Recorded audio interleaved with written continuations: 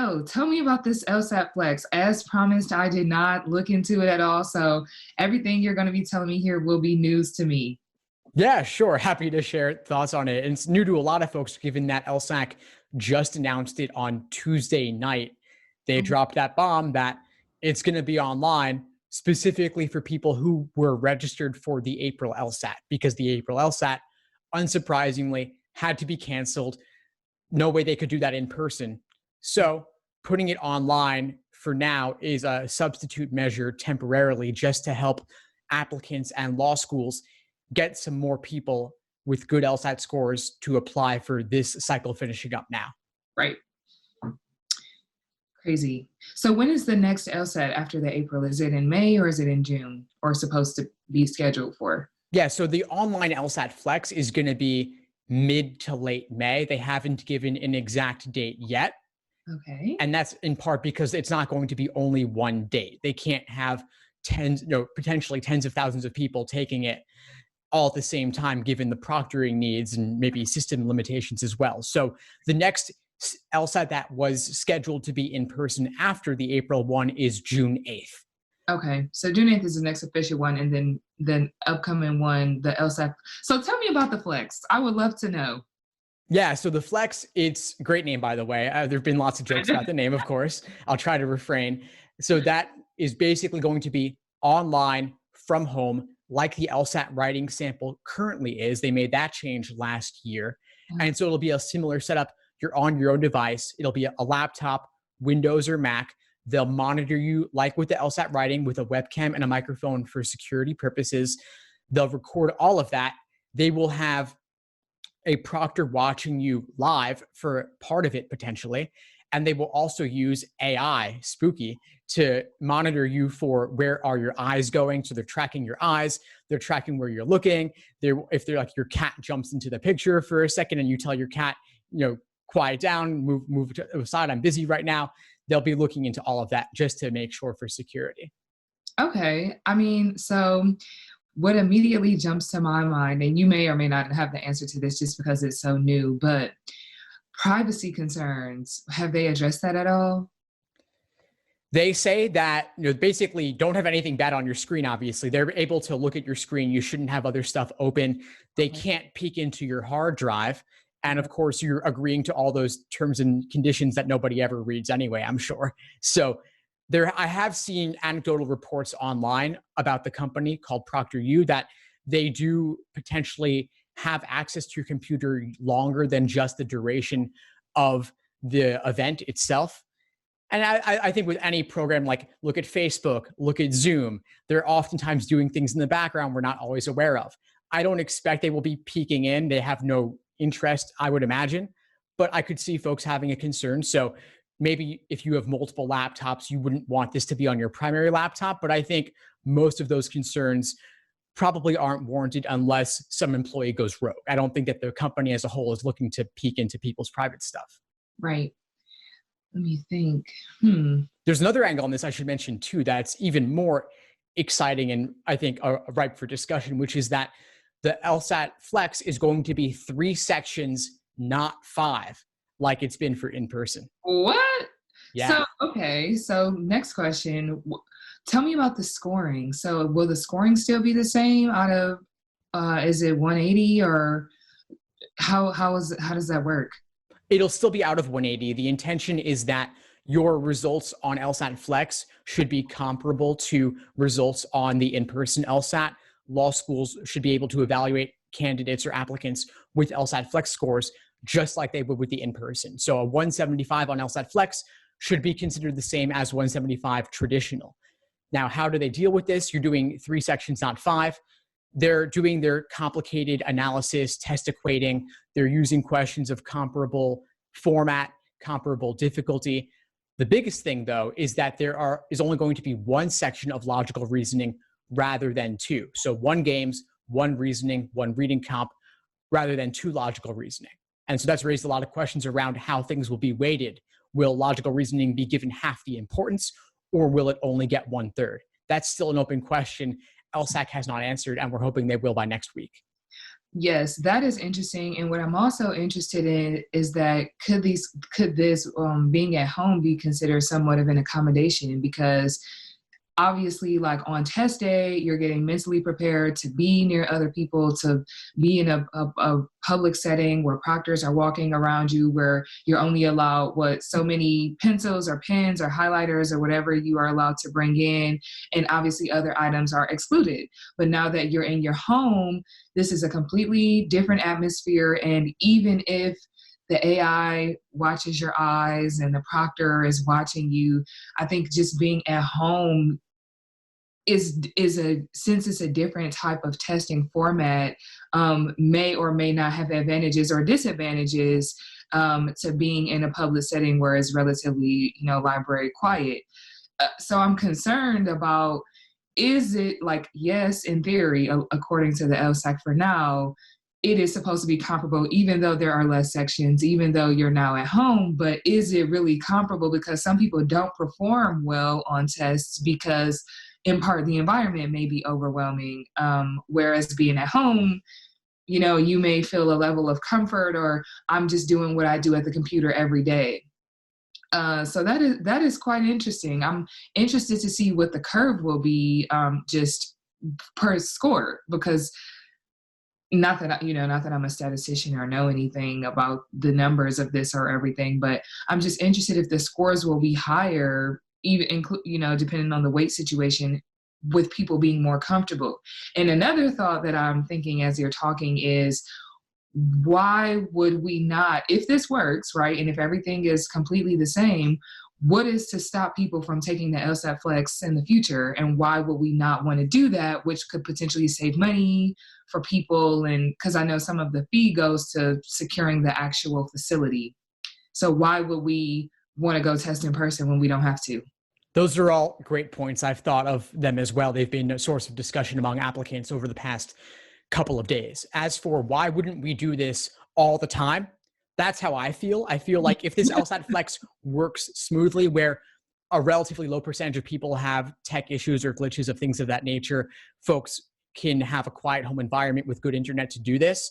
I don't see why LSAC shouldn't do that all the time and get rid of in-person testing altogether with very limited exceptions. Mm-hmm. I think it would definitely save LSAC money. And theoretically, I suppose if it saves them money, they should pass some of those savings on to students. Right. Do I see that happening? I wouldn't hold my breath. But from a convenience factor, I think that would be really nice. LSAC has indicated that they only want to do LSAT Flex as long as the quarantine situation warrants it. Okay. But it still is an open question. And I suspect that over time, the more LSAT Flex administrations that occur, like if the June in-person LSAT is canceled, which I think it also will be, then that will be another LSAT Flex. The more times they do it, the more that becomes the new normal. And then people will say, why should we ever go back if we figured it out this well to this point? Mm-hmm. So I do expect over time, like I can't see that 20 years from now, will people be doing the LSAT in person? I don't see that. I don't see the reason for it. Again, convenience, logistics, and all of that. As for the factor of, is at home testing a smoother environment? I think for a lot of people it is. If you can get your roommate, your significant other, your kids, your dog to all leave you alone for 2 hours to do the online LSAT, that should be a good situation compared to proctors physically walking around, other test takers shuffling around and sneezing or coughing, which normally would have been mainly just an annoyance. Now you're going to be worried, am I going to catch something from this person if they're coronavirus, right? Going to start cutting the grass in the middle of it. Like, is the police sirens going to go off if if there's or emergency sirens? Yeah. Do you have children? Like, I'm interested to see how this turns out, but if the numbers are skewed towards higher scores, I'm just wondering if I'm an applicant that tests, let's just say, lower on the in-person score, I'm going to feel like that's unfair. Totally. I know that I'm going to feel like that's unfair, regardless of whether it is or not. I'm just going to feel like they had less sections. And why are there less sections? Like, why is that? That's a great question. So the reason is that, in part, proctoring. If they have all these proctors monitoring all these students and they have to look at every single individual student, the duration of the exam adds cost and logistical issues for the company that provides this online test security, ProctorU. They also do the GRE and GMAT, which recently moved at home, aka online. They moved the advanced placement exams for high school students online, and they also shortened those to 45 minutes when it used to be a couple of hours. So I think I'm getting ready to say I took those exams, so now I'm hearing that this is 45 minutes. And I really hate to be that person, but is it really the same? Because I just don't feel like I mean, I know they're doing the best that they can, so I don't want to discount the efforts that they're trying to make in keeping some semblance of normalness or normalcy during this process. But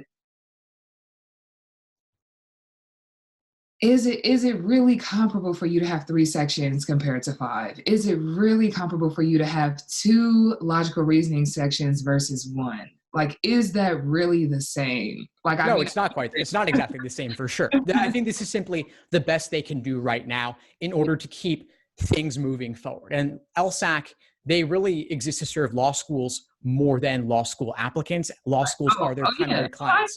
Yeah. So that means that law schools need to fill seats. They need to keep the applications flowing. So people who don't have LSAT scores need to get LSAT scores. And this is the best they can do. Is it completely identical? No, there's no question to me that a 2-hour at-home 3-section exam is a significantly better experience compared to 5 sections with the stress of being in person.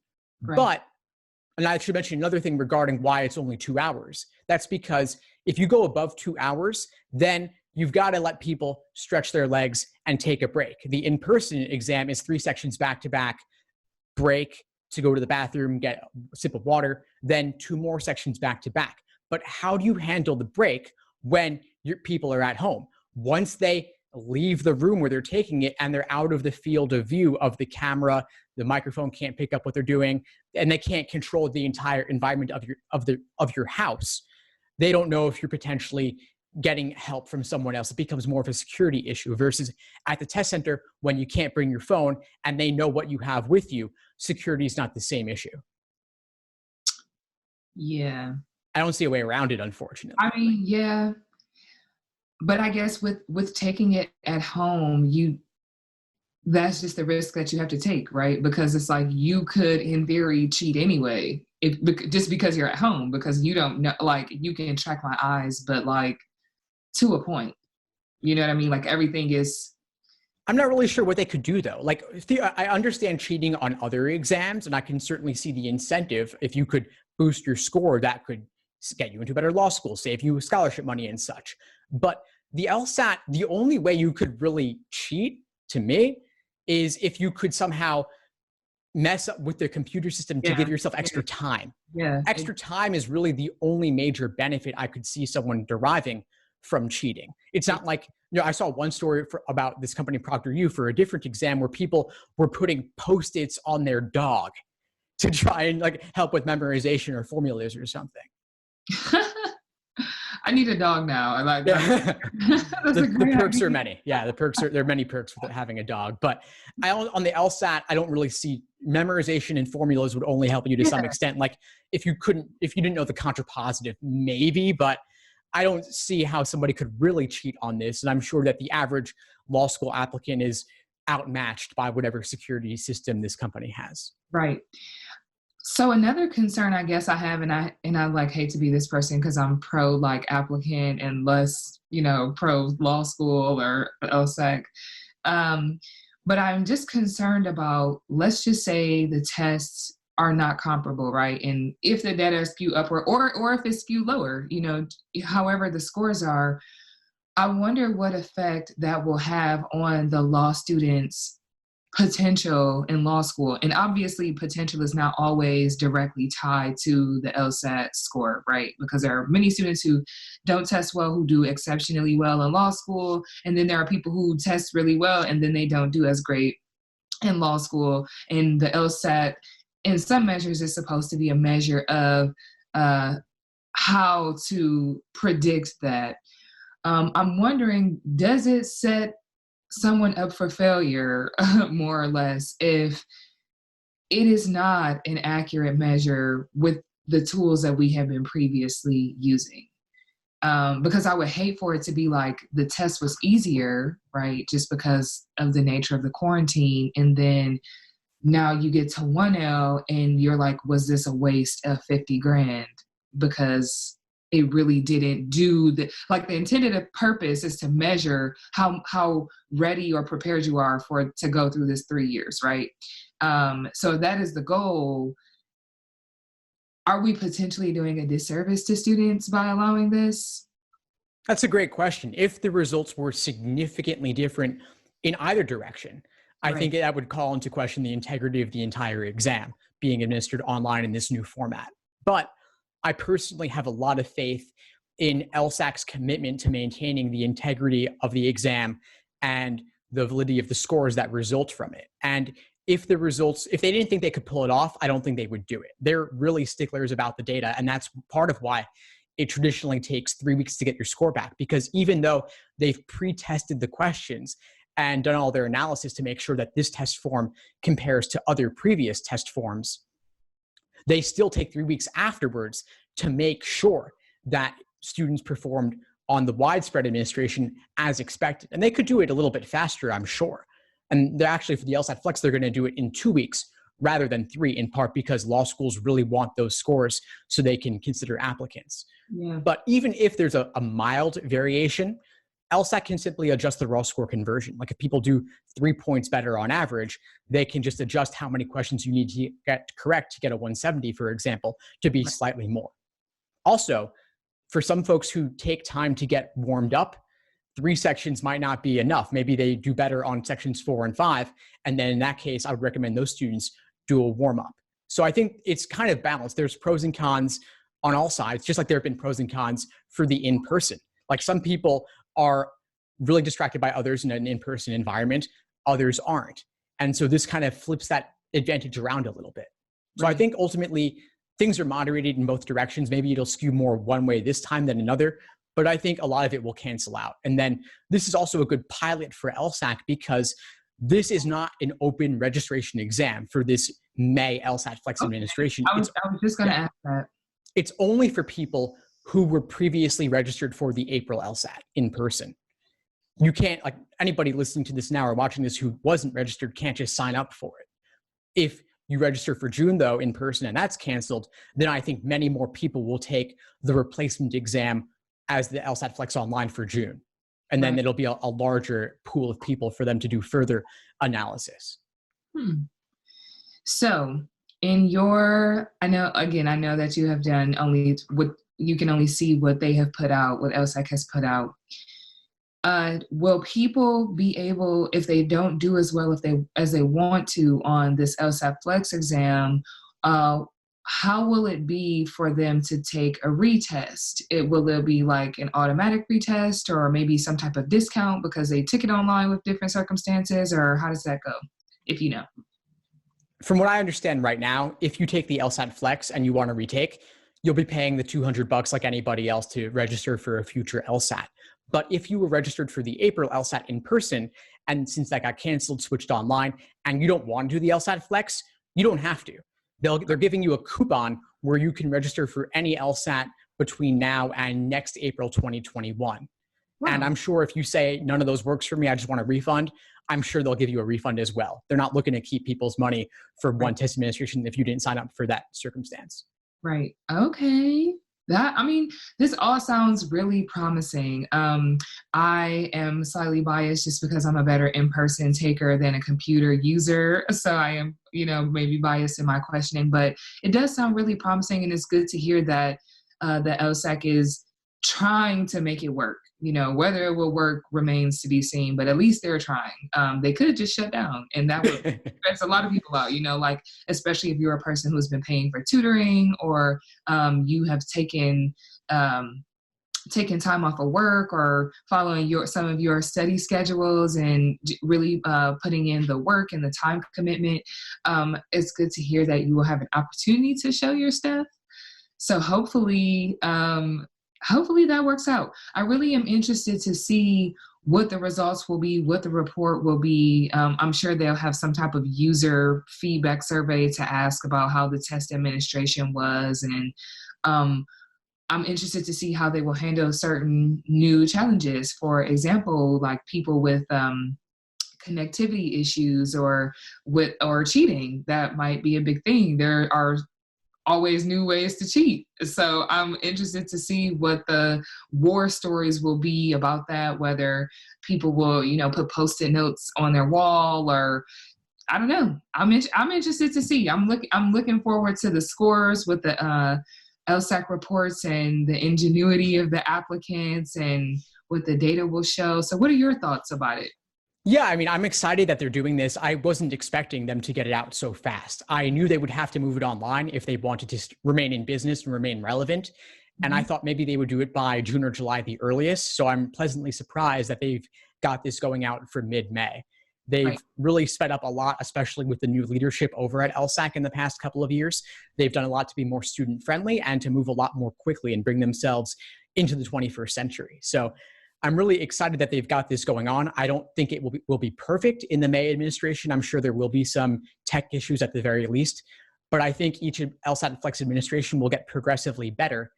And I'm also glad that they've contracted with ProctorU, because ProctorU at least has some experience administering other online exams. So it's not like LSAC is trying to do this all in-house, which I don't think they would be well equipped to do. I'm glad they've brought in some people who have at least some experience. Obviously, things don't always go perfectly.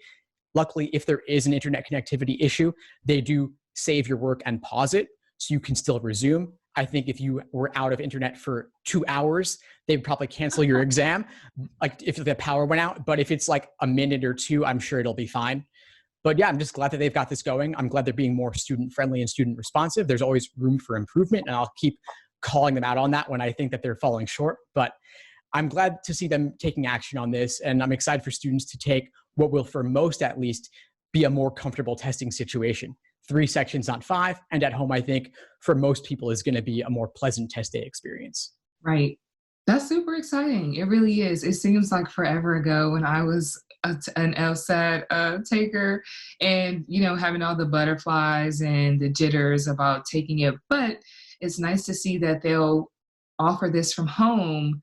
And hopefully, if it works out, they can continue to do that in the future, because I don't see why they wouldn't, especially with people who, if they have whatever advantages they can for a test day. Because I'm also hearing, now don't quote me on this, but I'm also seeing via Twitter law students saying that some of their exams are being administered from home and they're able to take them online. So, and that's really different for law schools, because just like the LSAT, there's a whole proctor situation. You're sitting next to people writing down answers or typing them on, typing your answers in to secure servers where they essentially shut your whole computer down except that one program, and you take the test like that.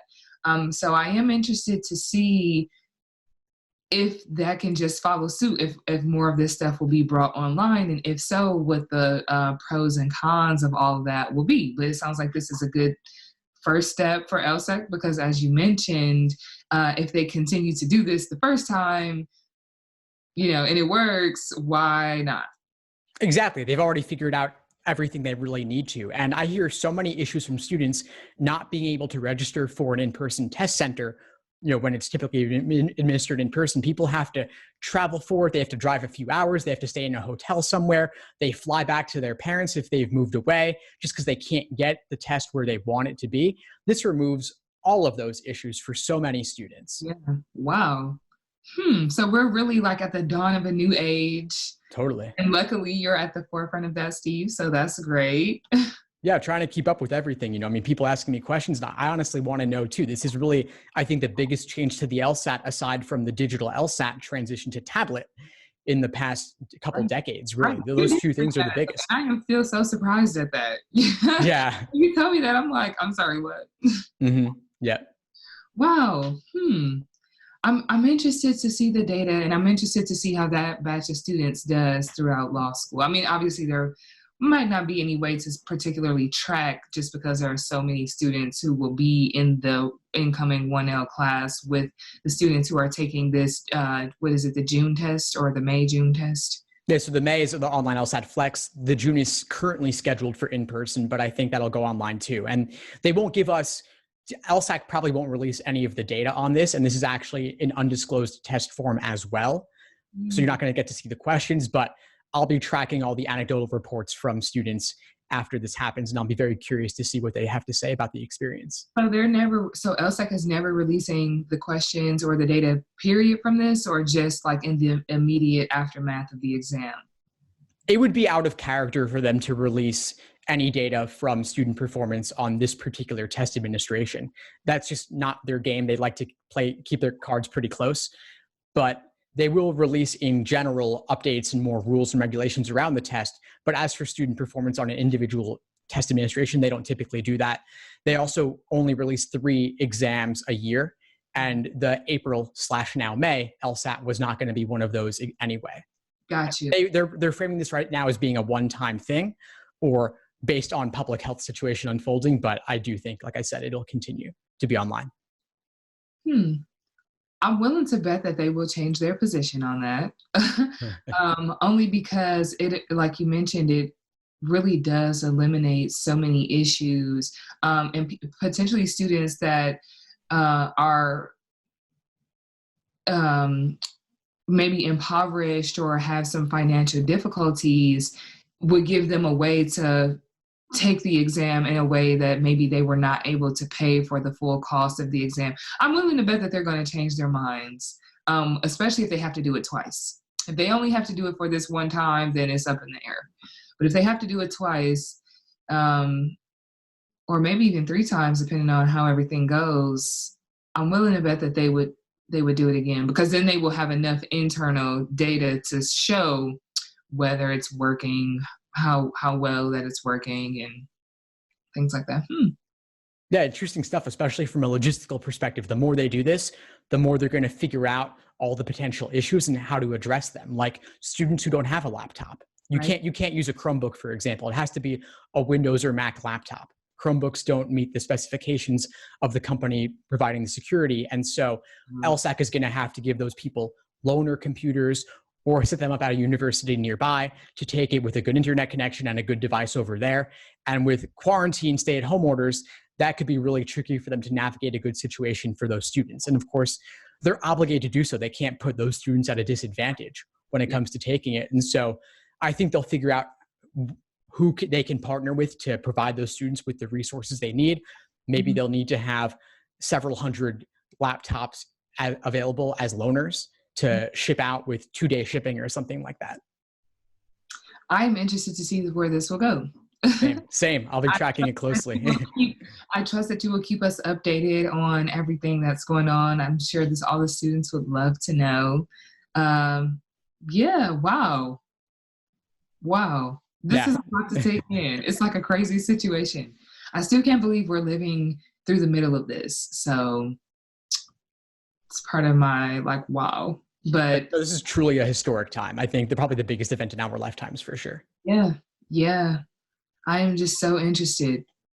I wonder what they will do with the students who have been affected by coronavirus, or who have family members who are affected and may or may not be able to take this test or the next, right? Like, even if you could take it in April or June,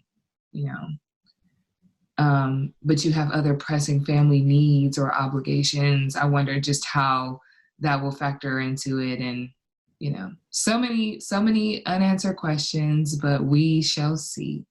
Indeed. Well, I'll certainly be keeping folks updated on my end with the LSAT Unplugged YouTube channel, podcast, Facebook group, Instagram, and such. And we could always connect again to have another chat about this too. Yes, that would be wonderful. That would be great.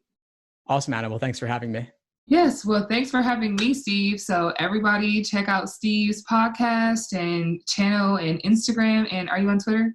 I'm on Twitter as well. LSAT Unplugged. So check it out. If you're watching this video, check it out. Same, and mention your channel as well for those watching on my end. Oh, everybody, Closet Meets Career. If you want to get into business, law, fashion, Steve is assisting us with the law. So if you not the fashion, I'm not handling the fashion side. Well, you'll handle the fashion. Fashion is for everyone, and fashion is forever, Steve. Okay. So you're a part of the fashion too. Thanks. All right, take it easy, Anna. Okay, have a good one, Steve. Thank you. Thanks for tuning into the show. Please subscribe if you haven't done so already to be notified of new episodes as I release them. And feel free to reach out if you need anything at all as you move forward with your prep. I'm happy to help however I can. In the meantime, I wish you all the best and take care.